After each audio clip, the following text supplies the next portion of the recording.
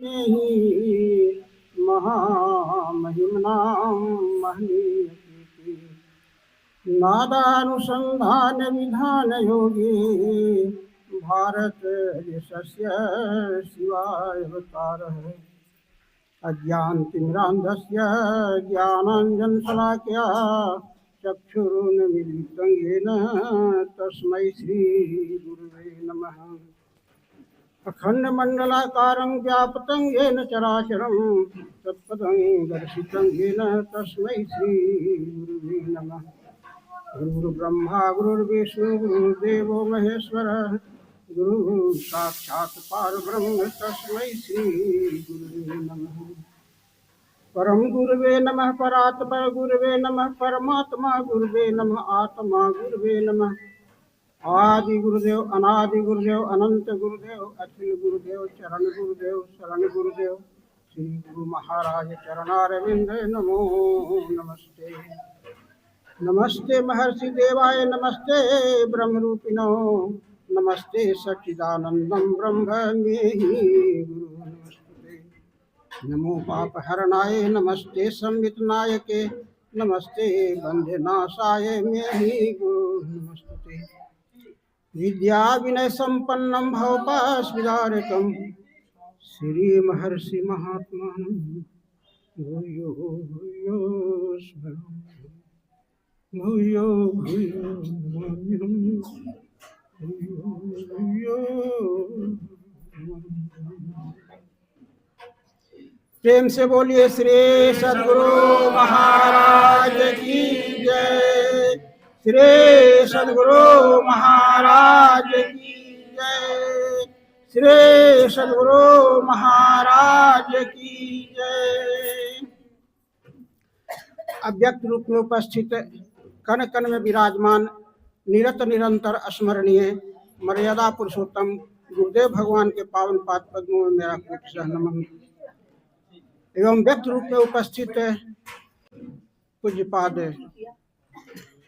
स्वामी आत्मशोधक जी महाराज एवं अन्य महात्मागण सभी सत्संग प्रेमी सज्जनों माताओं बहनों तथा प्रिय बच्चों सबको हार्दिक अभिनंदन।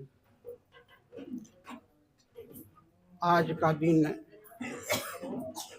बड़ा पुण्य का कार्य है। गिरी स्वामी भरत बाबू के निवास पर उनके दो पुत्रों का आज वैवाहिक संबंध के कार्यक्रम में यहाँ पर सत्संग का आयोजन किया गया है, जिसमें उपस्थित होकर हम लोग सत्संग का लाभ ले रहे हैं। और सबसे बड़ी विशेष बात यह है कि हम लोगों के बीच राजगिर आश्रम के पूज्य स्वामी आत्मशोधक जी महाराज हम लोगों के बीच उपस्थित हैं, अभी आने ही वाले हैं यहाँ, और उन्हीं के सानिध्य में हम लोग अभी सत्संग का लाभ लेंगे। हम तो आपको बराबर सुनाते ही रहते हैं, आज उन्हीं से आप अमृतमय वाणी का वचन सुनेंगे, लेकिन जब माइक आ गया है तो थोड़ा बहुत दो चार शब्द कहकर आपकी सेवा करेंगे। अभी हम लोग सत्संग योग से पाठ सुन रहे थे और इसके विषय में आप लोग पहले भी सुन चुके हैं कि एक क्षण भी सुषुम्ना में ठहरता है, परमात्मा का नाम स्मरण करता है, वह कोटि जन्म के पापों से मुक्त हो जाता है। लेकिन कैसे? बाहरी नाम तो बराबर कुछ न कुछ जपते ही रहते हैं, कोई देवी देवता का नाम, किसी का नाम कुछ न कुछ जपते रहते हैं, लेकिन यहाँ बाहरी नाम की चर्चा नहीं है। नाम कहते हैं शब्दों को, जो अंतर्मुखी होकर के सुषुम्ना में होकर के जो जाप किया जाता है, उस जाप का महत्व है। वह सुषुम्ना कहाँ है? सुषुम्ना ही वह प्रधान तीर्थ है, सुषुम्ना ही वह प्रधान जप है, सुषुम्ना ही प्रधान ध्यान है, और सुषुम्ना ही सबसे ऊंची गति है। वह सुषुम्ना दोनों आँखों के मध्य में, जहाँ पर माताएं बहनें टीका करती हैं, सिंदूर लगाती हैं, और पुरुष लोग टीका करते हैं, उस स्थान पर, उस केंद्र में वह सुषुम्ना विराजमान है। उस सुषुम्ना में यदि एक क्षण भी कोई ठहरता है, सुषुम्ना में कोई आधा क्षण भी ठहरता है, सुषुम्ना में नमक और पानी के समान मिल जाता है, सुषुम्ना में चीनी और पानी के समान मिल जाता है, उस सुषुम्ना में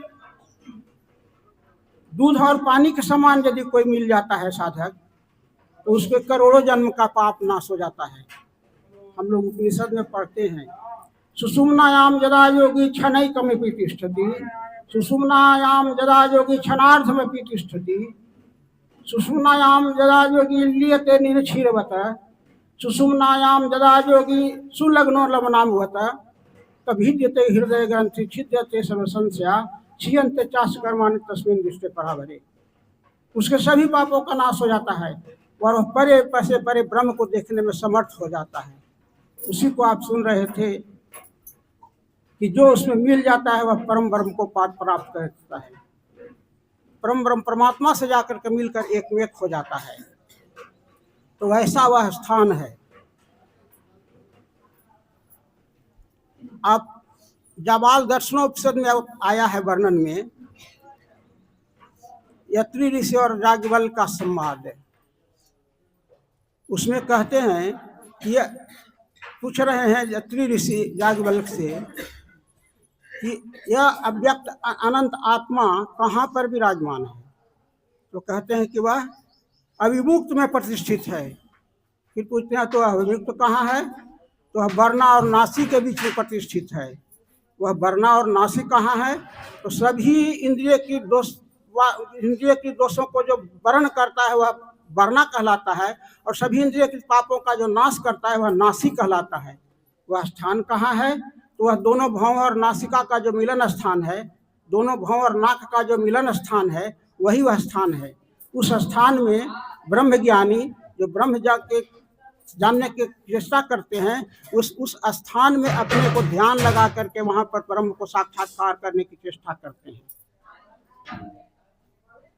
यह शेषो अनंतो व्यक्तात्मा तम कथम हम भी जानियामिति। कहते हैं वह स अविमुक्तो उपास्यो स अविमुक्त कस्मिन् प्रतिष्ठिति, वर्णायाम नास्याम च मध्य प्रतिष्ठिति, का वै वर्णा का च नशीति, सर्वा इंद्रिय के तान दोषान वार्ति तन वर्णा भवति, और सर्वा इंद्रिय के तान पापान नाशिति नासी भवति।